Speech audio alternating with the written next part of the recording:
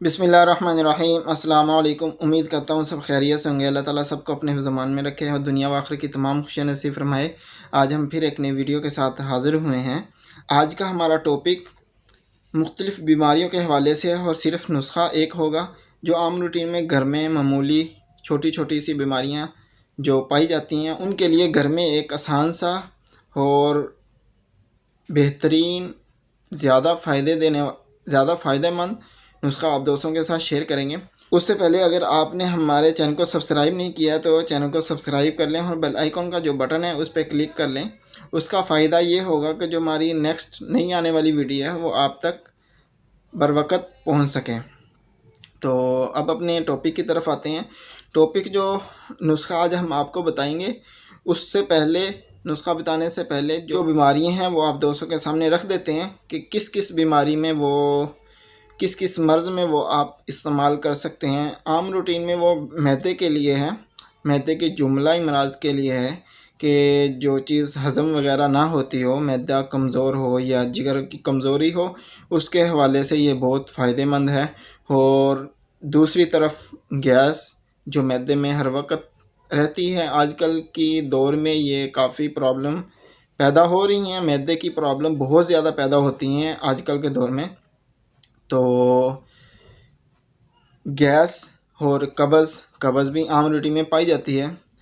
कब्ज़ का आसान हल जिसको मुसलसल रहती है एक चीज़ है, आपके ये जो इतना सा हिस्सा है ना, इधर भी कब्ज़ का एक पॉइंट है कि आप तेल लेके थोड़ा सा दोनों तरफ लगा के सिर्फ 5 मिनट हल्का हल्का से ऐसे मसाज करेंगे तो आपको 1 या 2 दिन में आपको इसका रिज़ल्ट मिलेगा।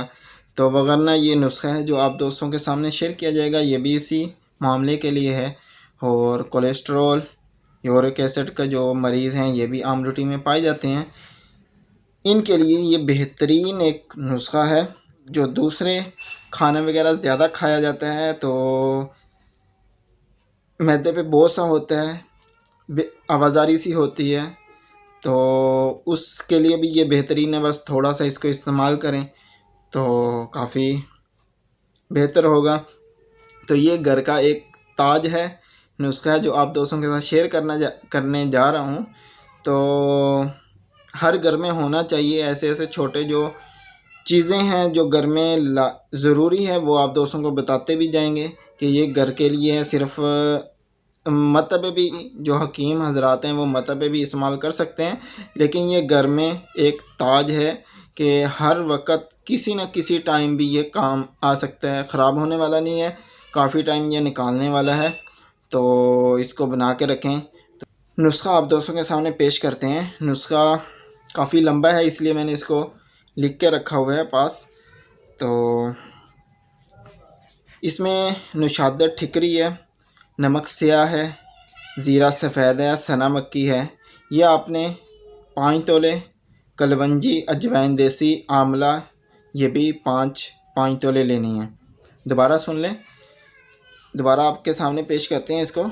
नुशादत ठिकरी, नमक स्याह, ज़ीरा सफ़ेद, सना मक्की, कलवंजी, अजवाइन देसी, आंवला, ये आप दोस्तों ने लेनी है 5 तोले ये चीज़ें। और हलीला ज़र्द ये 10 तोले है, जोखार 50 ग्राम है और मिर्च स्याह है ये 1 तोला है। इनको बारीक पीस लेना है। ये आप जो घर में ग्राइंडर होता है जूसर मशीन के साथ, इसमें आसानी से पीस सकते हैं और जितना बारीक हो इसको पीसें। छलनी आपके घर में आम जो जिसके साथ आटा छाना जाता है उसी को ही आप साफ़ करके अच्छे तरीके से उसमें इसको छान सकते हैं, काफ़ी फ़ायदेमंद होगा। और खाने में भी अच्छा है, जायके में भी अच्छा है, नमकीन है, चूरन जैसा है, तो काफ़ी फ़ायदेमंद भी है।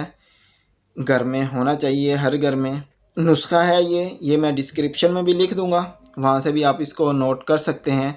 तो बाकी मर्ज़ जो वो आप दोस्तों को बता दी है कि जिगर की कमज़ोरी, मैदे की कमज़ोरी, हज़म ना होना और कोलेस्ट्रॉल, यूरिक एसिड और उसके बाद तिली का बढ़ना, इसके लिए भी ये फ़ायदेमंद है। और गुर्दे वगैरह जो प्रॉब्लम हो गुर्दे में कोई भी, उनके लिए भी ये फ़ायदेमंद है। तो इसको बनाइएगा और कमेंट करके बताइएगा कि आज की वीडियो कैसी लगी है। और अपने भाई को अपनी खुसूसी दुआ में याद रखिएगा और अपना बहुत सारा ख्याल रखिएगा। अगर हमारे चैनल को सब्सक्राइब करिएगा। अगली वीडियो तक के लिए इजाज़त। अल्लाह हाफिज़।